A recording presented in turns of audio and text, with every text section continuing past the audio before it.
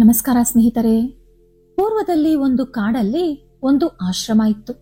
ಅಲ್ಲಿ ಒಬ್ಬ ಗುರು ಕೆಲವು ಶಿಷ್ಯಂದಿರು ವಾಸ ಮಾಡ್ತಾ ಇದ್ರು. ಒಂದು ದಿನ ಒಬ್ಬ ಶಿಷ್ಯ ಗುರುಗಳ ಹತ್ರ ಬಂದು, ಗುರುವರ್ಯರೇ, ನನಗೆ 3 ಸಂದೇಹಗಳಿವೆ. ಮೊದಲನೇದು, ಯಾರ ಭಾಗ್ಯದಿಂದ ನಮಗೆ ಊಟ ಸಿಗುತ್ತೆ? ಎರಡನೇದು, ಈ ಪ್ರಪಂಚದಲ್ಲಿ ಬಲಶಾಲಿ ಯಾರು? ಮೂರನೇದು, ಕೊಟ್ಟ ಮಾತು ತಪ್ಪಿದರೆ ಏನಾಗುತ್ತೆ ಅಂತ ಕೇಳ್ದ. ಆಗ ಗುರುಗಳು, ಕುಮಾರ, ನೀನು ತುಂಬಾ ಒಳ್ಳೆ ಪ್ರಶ್ನೆಗಳನ್ನ ಕೇಳಿದ್ದೀಯ. ಪ್ರತಿಯೊಬ್ರು ಈ 3 ವಿಷಯಗಳನ್ನ ತಪ್ಪದೆ ತಿಳಿದುಕೊಳ್ಬೇಕು. ಈಗ ನಾನು ನಿನಗೊಂದು ಚಿಕ್ಕ ಕತೆ ಹೇಳ್ತೀನಿ. ಆ ಕಥೆನ ನೀನು ಜಾಗ್ರತೆಯಿಂದ ಕೇಳಿಸ್ಕೊಂಡ್ರೆ ನಿನ್ನ 3 ಪ್ರಶ್ನೆಗಳಿಗೆ ಉತ್ತರ ಸಿಗುತ್ತೆ. ಪೂರ್ವದಲ್ಲಿ ಒಂದು ಕಾಡಲ್ಲಿ ದೊಡ್ಡದಾದ ಒಂದು ಆಲದ ಮರ ಇತ್ತು. ಆ ಮರದ ಮೇಲೆ ಒಂದು ಹದ್ದು ವಾಸ ಮಾಡ್ತಿತ್ತು.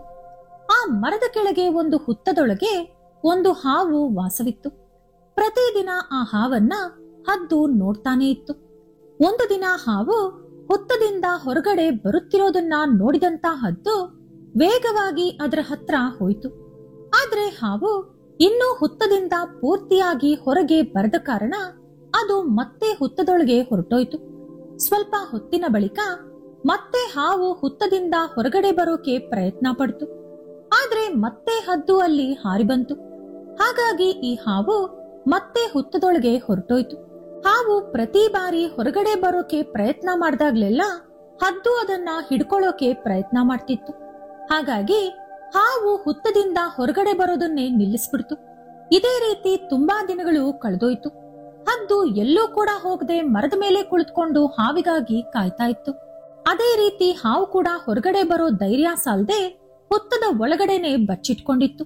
ಆ ಹಾವು ಅದರ ಮನಸ್ಸಲ್ಲಿ, ರಾಜ್ಯದಲ್ಲಿರೋ ಎಲ್ಲರನ್ನ ಕಾಪಾಡೋ ಜವಾಬ್ದಾರಿ ರಾಜನದು. ಒಂದು ವೇಳೆ ನಮ್ಮ ರಾಜ ವಿಕ್ರಮಾದಿತ್ಯ ಇಲ್ಲಿ ಬಂದ್ರೆ ನನ್ನನ್ನ ಕೂಡ ಕಾಪಾಡ್ತಾರೇನೋ ಅನ್ಕೊಂಡು ಆ ದಾರಿಯಲ್ಲಿ ಹೋಗ್ಬರೋ ಎಲ್ರನ್ನೂ ಕರೆದು, ದಯವಿಟ್ಟು ಮಹಾರಾಜ ವಿಕ್ರಮಾದಿತ್ಯರನ್ನ ಇಲ್ಲಿಗೆ ಕರೆತನ್ನಿ. ಅವರು ಒಂದು ಸಲ ಇಲ್ಲಿಗೆ ಬಂದ್ರೆ ನಾನು ಜೀವನ ಪರ್ಯಂತ ಅವರಿಗೆ ಋಣಿಯಾಗಿರ್ತೀನಿ ಅಂತ ಹೇಳ್ತಾ ಇತ್ತು. ಆದ್ರೆ ಹಾವಿನ ಮಾತನ್ನ ಯಾರೂ ಕೂಡ ಗಂಭೀರವಾಗಿ ತಗೊಂಡಿಲ್ಲ.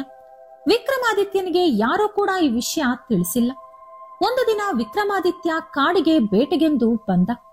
ಹೊತ್ತದ ಪಕ್ಕ ನಡ್ಕೊಂಡು ಹೋಗ್ತಿರೋವಾಗ ಅವನನ್ನು ಕೂಡ ಈ ಹಾವು ಕರೆದು ಎಲ್ರಿಗೂ ಹೇಳೋ ಪ್ರಕಾರನೇ, ಸ್ವಾಮಿ, ದಯವಿಟ್ಟು ಈ ರಾಜ್ಯದ ರಾಜ ವಿಕ್ರಮಾದಿತ್ಯರನ್ನು ನನ್ನ ಹತ್ತಿರ ಕರೆತನ್ನಿ.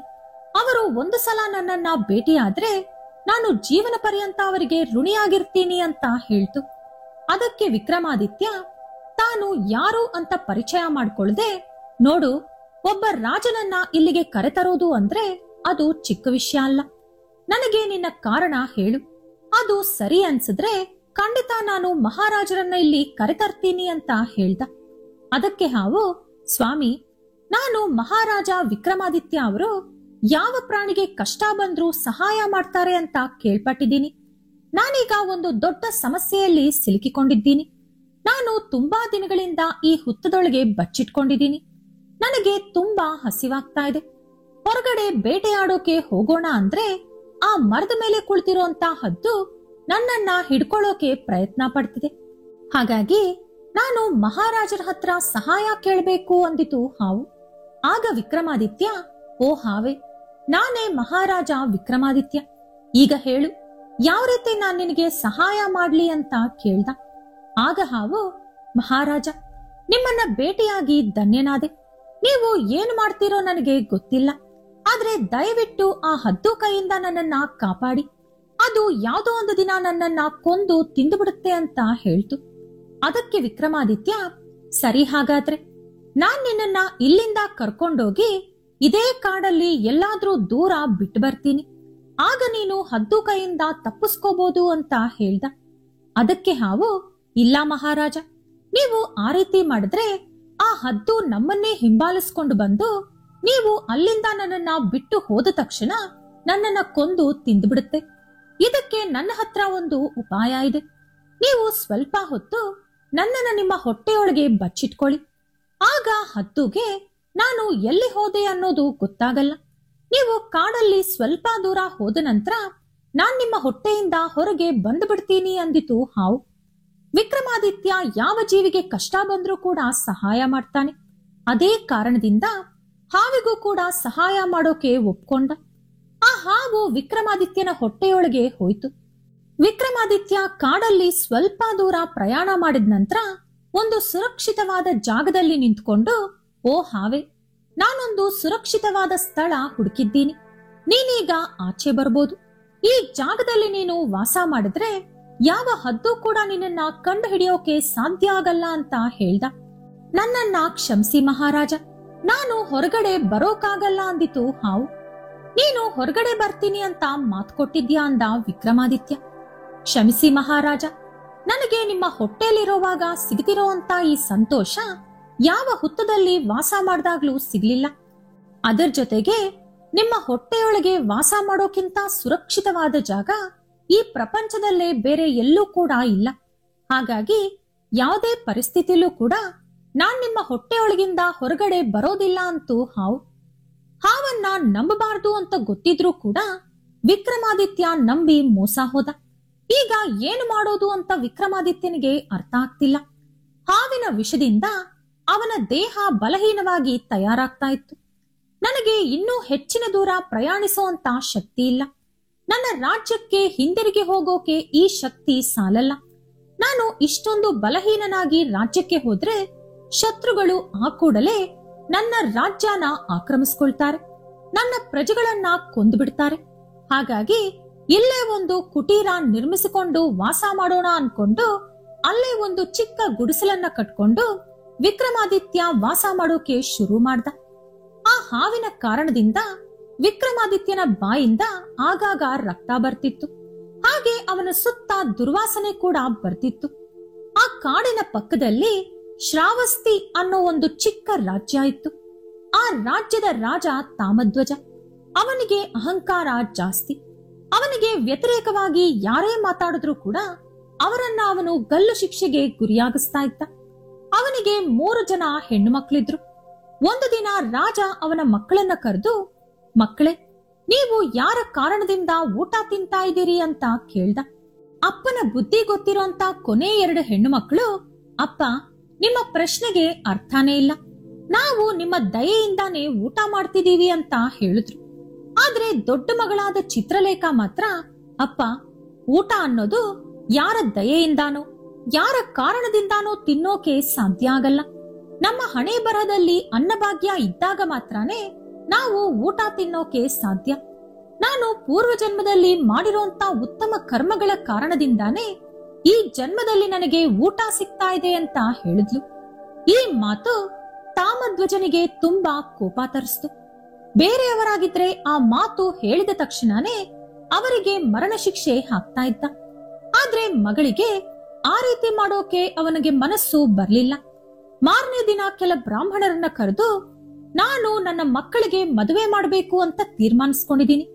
ನೀವು ಈ ಕೂಡ್ಲೆ ನನ್ನ 3 ಜನ ಹೆಣ್ಣು ಮಕ್ಕಳಿಗೆ ವರರನ್ನು ಹುಡುಕಿ, ನನ್ನ ಮೊದಲನೇ ಮಗಳಿಗೆ ಮಾತ್ರ ಬಲಹೀನವಾದ ರಾಜ್ಯ ಕಳೆದುಕೊಂಡಿರುವಂತ ಒಬ್ಬ ರಾಜನನ್ನ ಹುಡುಕಿ, ಇನ್ನು 2 ಹೆಣ್ಣು ಮಕ್ಕಳಿಗೆ ಮಾತ್ರ ಅತ್ಯಂತ ಬಲಶಾಲಿ ಪರಾಕ್ರಮಿಯಾದ ರಾಜಕುಮಾರರನ್ನು ಹುಡುಕಿ ಅಂತ ಹೇಳ್ದ. ಮಹಾರಾಜನ ಆಜ್ಞಾನುಸಾರ ಆ ಬ್ರಾಹ್ಮಣರು 2 ಹೆಣ್ಣು ಮಕ್ಕಳಿಗೆ ಉತ್ತಮವಾದ ರಾಜಕುಮಾರರನ್ನು ಹುಡುಕಿದ್ರು. ಆದ್ರೆ ಹಿರಿಯ ಯುವರಾಣಿಗೆ ಮಾತ್ರ ರಾಜ ಹೇಳಿರೋ ಪ್ರಕಾರ ಇರುವಂತ ವರ ಸಿಗಲಿಲ್ಲ. ಒಂದು ದಿನ ಆ ಕಾಡನ್ನ ದಾಟಿ ಹೋದ್ರೆ ಎಲ್ಲಾದ್ರೂ ಅಂತ ರಾಜ ಸಿಗಬಹುದೇನೋ ಅಂದುಕೊಂಡು ಆ ಬ್ರಾಹ್ಮಣರು ಕಾಡಲ್ಲಿ ಪ್ರಯಾಣ ಮಾಡ್ತಿದ್ರು. ಅಲ್ಲಿ ಅವರಿಗೆ ಒಬ್ಬ ಬಲಹೀನವಾದ ವ್ಯಕ್ತಿ ರಾಜನ ವೇಷಭೂಷಣದಲ್ಲಿ ಕಾಣಿಸಿದ. ಅವನ ಹತ್ರ ತುಂಬಾ ದುರ್ವಾಸನೆ ಕೂಡ ಬರ್ತಾ ಇತ್ತು. ಆ ಬ್ರಾಹ್ಮಣರು ಆ ವ್ಯಕ್ತಿಯೊಂದಿಗೆ, ನೀವು ರಾಜನ ವೇಷಭೂಷಣದಲ್ಲಿ ಕಾಣಿಸ್ತಾ ಇದ್ದೀರಿ, ನೀವು ಮಹಾರಾಜನ ಅಂತ ಕೇಳಿದ್ರು. ಅದಕ್ಕೆ ವಿಕ್ರಮಾದಿತ್ಯ, ಹೌದು, ಆದ್ರೆ ನಾನು ಯಾವ ರಾಜ್ಯದ ರಾಜ ಅಂತ ಮಾತ್ರ ಈಗ ಹೇಳೋ ಪರಿಸ್ಥಿತಿಯಲ್ಲಿ ಇಲ್ಲ ಅಂತ ಹೇಳ್ದ. ಬ್ರಾಹ್ಮಣರು ಆ ಕೂಡ್ಲೆ ಮಹಾರಾಜನ ಹತ್ರ ಬಂದು, ಪ್ರಭು, ಕಾಡಲ್ಲಿ ಒಬ್ಬ ವ್ಯಕ್ತಿನ ನೋಡಿದ್ವಿ. ಆತ ತುಂಬಾ ಬಲಹೀನವಾಗಿದ್ದಾನೆ. ಅವನ ಸುತ್ತಲೂ ದುರ್ವಾಸನೆ ಬರ್ತಾ ಇದೆ. ಅವನ ಬಾಯಿಂದ ರಕ್ತ ಬರ್ತಾ ಇದೆ. ಅವನು ತುಂಬಾ ದಿನಗಳ ಕಾಲ ಬದುಕೋದಿಲ್ಲ ಅನ್ಕೋತೀವಿ. ಆದ್ರೆ ಯಾವ ರಾಜ್ಯದ ರಾಜ ಅಂತ ಮಾತ್ರ ಈಗ ಹೇಳೋಕೆ ಸಾಧ್ಯ ಇಲ್ಲ ಅಂದ ಆ ವ್ಯಕ್ತಿ. ಅವನಿಗಿಂತಲೂ ಬಲಹೀನವಾದ ವ್ಯಕ್ತಿಯನ್ನು ಯುವರಾಣಿಗೆ ಹುಡುಕೋಕೆ ಸಾಧ್ಯ ಇಲ್ಲ ಅಂತ ಹೇಳಿದ್ರು. ಆಗ ತಾಮಧ್ವಜ, ರಾಜ್ಯದ ಹೆಸರು ಹೇಳೋಕೆ ಸಾಧ್ಯ ಇಲ್ಲ ಅಂದ ಅಂದ್ರೆ ಖಂಡಿತ ಅವನು ಹೇಡಿನೇ ಇರ್ಬೇಕು. ಅವನನ್ನ ಶತ್ರುಗಳು ರಾಜ್ಯದಿಂದ ಓಡಿಸಿರ್ಬೇಕು. ಹಾಗೆ ದುರ್ವಾಸನೆ ಹಾಗೂ ಬಲಹೀನತೆ, ಬಾಯಿಂದ ಬೇರೆ ರಕ್ತ ಬರ್ತಿದೆ ಅಂದ್ರೆ ಯಾರೋ ಋಷಿ ಮುನಿಗಳ ಶಾಪ ಪಡ್ಕೊಂಡಿರ್ಬೇಕು. ನನ್ನ ಮಗಳ ಅಹಂಕಾರಕ್ಕೆ ಅವನೇ ಸರಿಯಾದ ವರ. ಅವಳು ಸೋಲೊಪ್ಕೊಂಡು ನನ್ನ ಕಾಲಿನ ಮೇಲೆ ಬಿದ್ದು ಕ್ಷಮೆ ಕೇಳಿದ್ರೆ ಆಗ ನಾನೇ ಉತ್ತಮ ವರನನ್ನ ಹುಡುಕಿ ಅವಳಿಗೆ ಮತ್ತೆ ಮದುವೆ ಮಾಡ್ತೀನಿ. ಈಗ ಅವನನ್ನೇ ಕೊಟ್ಟು ಮದುವೆ ಮಾಡೋಣ ಅಂದ್ಕೊಂಡು 6ನೇ ದಿನ ಬೆಳಿಗ್ಗೆ ತಾಮಧ್ವಜ ಮಗಳು ಚಿತ್ರಲೇಖಾಳನ್ನ ಕರ್ಕೊಂಡೋಗಿ ಕಾಡಿನಲ್ಲೇ ವಿಕ್ರಮಾದಿತ್ಯನೊಂದಿಗೆ ಮದುವೆ ಮಾಡಿ ಬಂದ್ಬಿಟ್ಟ. ಆತ ಮಹಾರಾಜ ವಿಕ್ರಮಾದಿತ್ಯ ಅನ್ನೋದು ಯಾರಿಗೂ ಕೂಡ ಗೊತ್ತಿರ್ಲಿಲ್ಲ. ಚಿತ್ರಲೇಖಾ ಮಾತ್ರ ಎಂದೂ ಕೂಡ ಗಂಡನ ಸ್ಥಿತಿ ನೋಡಿ ಅಸಹ್ಯ ಪಡ್ಲಿಲ್ಲ. ಅವನಿಗೆ ಎಲ್ಲಾ ರೀತಿಯ ಸೇವೆಗಳನ್ನ ಮಾಡ್ತಾ ಇದ್ಲು. ಅದೇ ಗುಡಿಸಲಿನಲ್ಲೇ ಸಂತೋಷವಾಗಿ ಬದುಕ್ತಾ ಇದ್ಲು.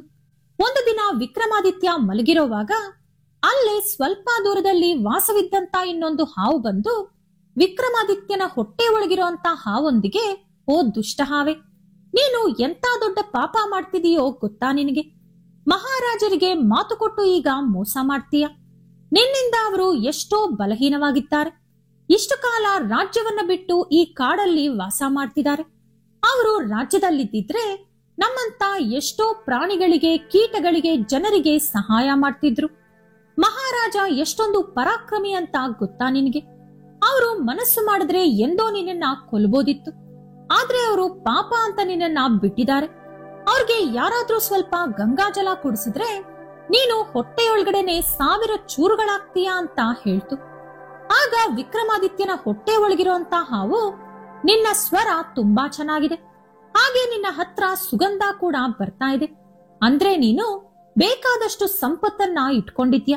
ನೀನು ನನ್ನ ಸಾವಿನ ರಹಸ್ಯ ಹೇಳ್ಬಿಟ್ಟೆ. ಈಗ ನಿನ್ನ ಸಾವಿನ ರಹಸ್ಯ ಕೂಡ ಹೇಳ್ತೀನಿ ಕೇಳು. ಅರಳಿ ಮರದ ಎಣ್ಣೆಯನ್ನು ಬಿಸಿ ಮಾಡಿ ನಿನ್ನ ಹುತ್ತದೊಳಗೆ ಹಾಕಿದ್ರೆ ನಿನ್ನ ಹುತ್ತ ಮಂಜಿನಂತೆ ಕರಗೋಗುತ್ತೆ. ಆಗ ಅದರೊಳಗಿರುವಂತ ಚಿನ್ನ, ವಜ್ರ, ವೈಡೂರ್ಯಗಳನ್ನ ಯಾರು ಬೇಕಾದ್ರೂ ತಗೋಬಹುದು. ನಿನ್ನ ಹುತ್ತದೊಳಗಡೆ ಚಿನ್ನ, ವಜ್ರ, ವೈಡೂರ್ಯ ಇದೆ ಅಂತ ಗೊತ್ತಾದ್ರೆ ಯಾರೋ ಒಬ್ರು ನಿನ್ನನ್ನ ಕೊಂದು ಅದನ್ನ ತಗೊಂತಾರೆ ಅಂತ ಹೇಳ್ತು. ಈ ರೀತಿ ಸ್ವಲ್ಪ ಹೊತ್ತು ಮಾತನಾಡಿಕೊಂಡ ಬಳಿಕ ಆ ಹಾವು ಅಲ್ಲಿಂದ ಹೊರಟೋಯ್ತು. ಆದ್ರೆ ಇನ್ನು ಎಚ್ಚರವಾಗಿದ್ದ ಚಿತ್ರರೇಖಾ ಈ ಹಾವುಗಳ ಸಂಭಾಷಣೆಯನ್ನ ಕೇಳಿಸ್ಕೊಂಡ್ಲು. ರಾಜನ ಬಲಹೀನತೆಗೆ ಕಾರಣ ಅವಳಿಗೆ ಅರ್ಥ ಆಯ್ತು. ಹಾಗಾಗಿ ಮಾರನೇ ದಿನ ಪಕ್ಕದಲ್ಲಿರುವಂತ ಒಂದು ಆಶ್ರಮಕ್ಕೆ ಹೋಗಿ ಅವರ ಹತ್ರ ಸ್ವಲ್ಪ ಗಂಗಾಜಲನ ತಗೊಂಡು ಬಂದ್ಲು. ಆ ಗಂಗಾಜಲನ ಗಂಡ ವಿಕ್ರಮಾದಿತ್ಯನಿಗೆ ಕುಡಿಸಿದ್ಲು. ಕೂಡಲೇ ಅವನ ಹೊಟ್ಟೆಯೊಳಗಿರುವಂತ ಹಾವು ಸತ್ತು ಹೋಯ್ತು. ವಿಕ್ರಮಾದಿತ್ಯ ಮತ್ತೆ ಬಲಶಾಲಿಯಾಗಿ ಬದಲಾದ. ಅವನು ಸಂತೋಷದಿಂದ, ದೇವಿ, ನಿನಗೆ ಯಾವ್ದಾದ್ರೂ ಕೋರಿಕೆ ಇದ್ರೆ ಹೇಳು ಅಂದ. ಆಗ ಚಿತ್ರಲೇಖಾ, ಸ್ವಾಮಿ, ನನಗೆ ಅರಳಿ ಮರದ ಎಣ್ಣೆ ಬೇಕು ಅಂತ ಕೇಳಿದ್ಲು. ಹೆಂಡತಿ ಕೇಳಿರುವಂತ ಮೊದಲನೇ ಕೋರಿಕೆಯಾಗಿರೋದ್ರಿಂದ ವಿಕ್ರಮಾದಿತ್ಯ ಮರು ಮಾತನಾಡದೆ ಅರಳಿ ಮರದ ಎಣ್ಣೆಯನ್ನ ಅವಳಿಗೆ ತಂದುಕೊಟ್ಟ. ಚಿತ್ರಲೇಖಾ ಆ ಕೂಡಲೇ ಆ ಎಣ್ಣೆಯನ್ನು ಬಿಸಿ ಮಾಡಿ ಹಾವು ಹೊರಗಡೆ ಹೋದ ತಕ್ಷಣ ಆ ಹುತ್ತದ ಮೇಲೆ ಹಾಕಿದ್ಲು. ಆ ಹುತ್ತ ಆ ಕೂಡಲೇ ಮಂಜಿನಂತೆ ಕರಗೋಯ್ತು. ಆ ಜಾಗದಲ್ಲಿ ಸ್ವಲ್ಪ ಅಗೆದ ತಕ್ಷಣ ಅವರಿಗೆ ಬೇಕಾದಷ್ಟು ಚಿನ್ನಾಭರಣಗಳು, ವಜ್ರ, ವೈಡೂರ್ಯಗಳು ಕಾಣಿಸ್ತು. ಅದನ್ನ ನೋಡಿ ಸಂತೋಷದಿಂದ ಚಿತ್ರಲೇಖಾ, ಪ್ರಭು, ನನ್ನ ತಂದೆ ಒಬ್ಬ ಬಲಹೀನನಿಗೆ ಕೊಟ್ಟು ನನ್ನ ಮದುವೆ ಮಾಡಬೇಕು ಅನ್ನೋ ಕಾರಣದಿಂದ ಈ ರೀತಿ ರಾಜ್ಯ ಕಳ್ಕೊಂಡು ಬಲಹೀನವಾಗಿದ್ದ ನಿಮ್ಮೊಂದಿಗೆ ನನ್ನ ಮದುವೆ ಮಾಡಿದ್ರು. ಈಗ ನಮ್ಮ ಅದೃಷ್ಟದ ಮೇರೆಗೆ ಇಷ್ಟೊಂದು ಚಿನ್ನಾಭರಣ, ವಜ್ರ, ವೈಡೂರ್ಯಗಳು ಸಿಕ್ಕಿದೆ. ನಾವು ಈ ಕೂಡ್ಲೆ ಇಲ್ಲೇ ಒಂದು ಅರಮನೆಯನ್ನ ಕಟ್ಕೊಂಡು ವಾಸ ಮಾಡೋಣ ಅಂತ ಹೇಳಿದ್ಲು. ಅಲ್ಲಿ ಸಿಕ್ಕಿರುವಂತ ಚಿನ್ನಾಭರಣಗಳು, ವಜ್ರ, ವೈಡೂರ್ಯಗಳು ವಿಕ್ರಮಾದಿತ್ಯನ ಕಾಲಿನ ಧೂಳಿಗೂ ಕೂಡ ಸಮಾನ ಇಲ್ಲ. ಇವಳು ಚಿತ್ರಲೇಖಾಳ ತಂದೆಯ ರಾಜ್ಯದಂತ ಎಷ್ಟೋ ರಾಜ್ಯಗಳು ವಿಕ್ರಮಾದಿತ್ಯನ ಆಡಳಿತದಲ್ಲಿತ್ತು. ಆದರೂ ಕೂಡ ಅವನು ಯಾರು ಅನ್ನೋ ವಿಷಯನ ಚಿತ್ರಲೇಖಾಳಿಗೆ ಹೇಳಲಿಲ್ಲ. ಅವಳ ಕೋರಿಕೆಯ ಮೇರೆಗೆ ಅಲ್ಲೇ ಒಂದು ಕೋಟೆಯನ್ನ ಕೂಡ ನಿರ್ಮಿಸಿದ. ಇಬ್ಬರು ಅಲ್ಲೇ ಸುಖವಾಗಿ ಬದುಕುತ್ತಿದ್ರು. ಕೆಲ ದಿನಗಳ ಬಳಿಕ ಬೇರೆ ರಾಜ್ಯದವರು ತಾಮಧ್ವಜನ ರಾಜ್ಯವನ್ನ ಆಕ್ರಮಿಸಿಕೊಂಡ್ರು. ಇದರಿಂದ ತಾಮಧ್ವಜ ಕಾಡುಪಾಲಾದ. ಅವನು ಕಾಡಲ್ಲಿ ಅಲೆದಾಡುತ್ತಾ ಇರುವಾಗ ಅವನ ಕಣ್ಣಿಗೆ ಈ ಅರಮನೆ ಕಾಣಿಸ್ತು. ಆ ಅರಮನೆಯೊಳಗೆ ಹೋಗಿ ನೋಡಿದ್ರೆ ಅವನ ಮಗಳು ಅಳಿಯ ಇದ್ರು. ಚಿತ್ರಲೇಖ ಮಾತ್ರ ಹಳೆಯದ್ದು ಯಾವುದನ್ನು ಕೂಡ ಮನಸ್ಸಲ್ಲಿಟ್ಕೊಳ್ಳದೆ ತಂದೆ ತಾಯಿಯನ್ನ ಮನೆಗೆ ಕರೆದು ಸೇವೆ ಮಾಡಿದ್ಲು. ಆಗ ವಿಕ್ರಮಾದಿತ್ಯ ತಾಮಧ್ವಜನೊಂದಿಗೆ, ಮಾವ ಬನ್ನಿ, ನಿಮ್ಮ ರಾಜ್ಯಕ್ಕೆ ಹೋಗೋಣ. ಅಲ್ಲಿ ನಿಮ್ಮ ರಾಜ್ಯವನ್ನು ಆಕ್ರಮಿಸಿದ ರಾಜನೊಂದಿಗೆ ನಾನು ಹೋರಾಡಿ ನಿಮ್ಮ ರಾಜ್ಯವನ್ನು ಪುನಃ ನಿಮಗೆ ಒಪ್ಪಿಸುತ್ತೇನೆ ಎಂದು ಹೇಳಿ ಕರೆದುಕೊಂಡು ಹೋದ. ಆದರೆ ವಿಕ್ರಮಾದಿತ್ಯನನ್ನು ನೋಡಿದ ತಕ್ಷಣ ಅವನೇ ರಾಜ ವಿಕ್ರಮಾದಿತ್ಯ, ಮಹಾಪರಾಕ್ರಮಿ ಎಂಬುದು ಆ ರಾಜನಿಗೆ ಅರ್ಥವಾಯಿತು. ಅವನೊಂದಿಗೆ ಯುದ್ಧ ಮಾಡೋ ಧೈರ್ಯ ಕೂಡ ಇಲ್ಲದೆ ತಾಮಧ್ವಜನಿಗೆ ಅವನ ರಾಜ್ಯ ಒಪ್ಪಿಸಿದ.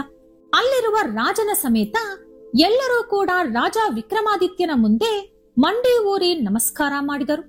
ಆಗ ಎಲ್ಲರಿಗೂ ಕೂಡ ಅವನೇ ರಾಜ ವಿಕ್ರಮಾದಿತ್ಯ ಎಂಬುದು ಅರ್ಥವಾಯಿತು. ಅದರ ನಂತರ ವಿಕ್ರಮಾದಿತ್ಯ ಚಿತ್ರಲೇಖಾಳನ್ನು ಕರೆದುಕೊಂಡು ಅವನ ರಾಜ್ಯಕ್ಕೆ ಹೊರಟು ಹೋದ.